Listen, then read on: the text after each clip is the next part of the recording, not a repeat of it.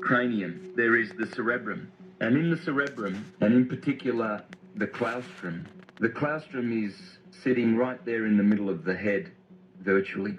From the claustrum there is a secretion, brain fluid, and this fluid is an oil, and in ancient times this fluid, in Greek it's called Christos, it's called the Christ. It's this beautiful fluid which comes from the cerebrum and pours down the spinal cord. It goes down the spinal cord and it reaches the sacral plexus, right next door to the sacrum, which are the 5 second bottommost fused vertebrae bones at the bottom of the spinal column.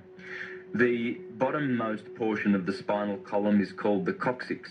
Then just above that is the sacrum, 5 fused bones. So the sacral plexus is connected to the sacrum. And the fluid which comes from the cerebrum pours down the spinal cord and comes to the bottommost part of the spinal cord. Now, the claustrum is otherwise known as the holy claustrum, simply because of this beautiful oil, this Christos, that is produced and secreted. You see, the word secret comes from secretion, because this secretion is a secret. And the sacrum is the sacred part of the secret. As the secretion pours down the spinal cord and reaches the sacrum, this is the marvellous way in which our body has been designed. And the spinal cord is basically just an extension of the brain. It also does thinking. And you see, the holy claustrum is otherwise known as the Santa claustrum, because this fluid that goes down to the sacred plexus is a sacred fluid. This is where the story of Santa Claus bringing presents down the chimney comes from. It's a story of physiology, and the Bible is a beautiful manual of physiological regeneration.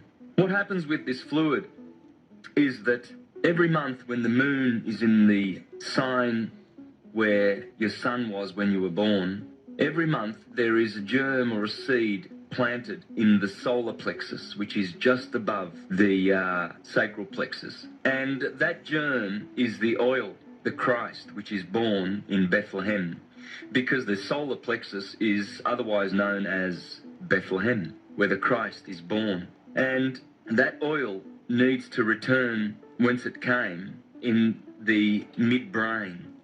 You see, as the oil ascends the spinal cord, the vibration of the oil of the Christ increases. And you see, first of all, the oil is differentiated in the pineal gland and the pituitary gland before it is sent down the spinal cord.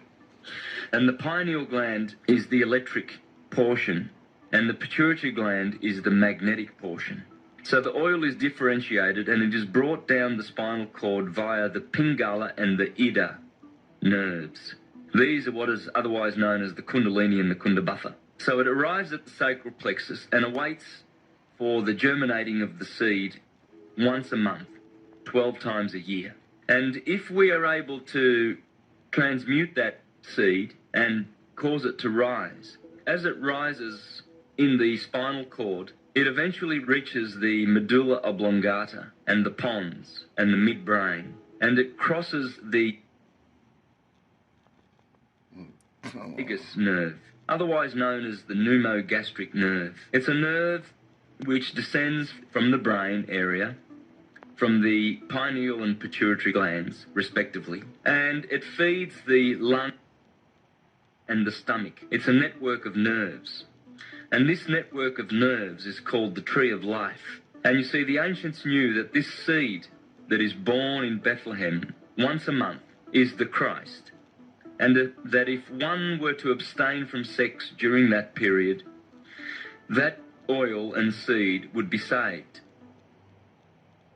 and it would rise, and it would burst through the heart chakra, through the throat chakra, and eventually the oil would arrive with its higher vibration, because you see, at the bottom, the oil has a very low vibratory rate, whereas with proper practices, meditation, breathing, good eating, and good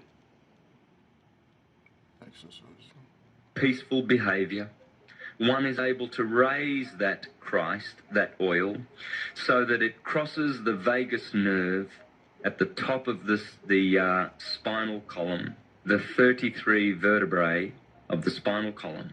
You see, because the Christ is crucified at 33 years of age. When the oil arrives at the very, very top, there awaiting is the optic thalamus, an egg-shaped organ in the middle of the head.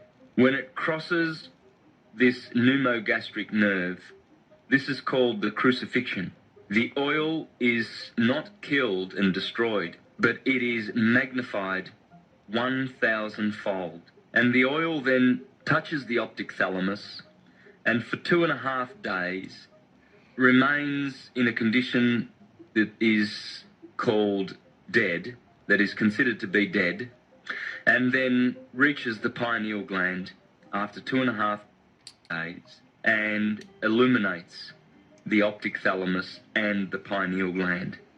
The optic thalamus was known as the light of the world by the Egyptians and the Greeks because they knew their physiology and anatomy.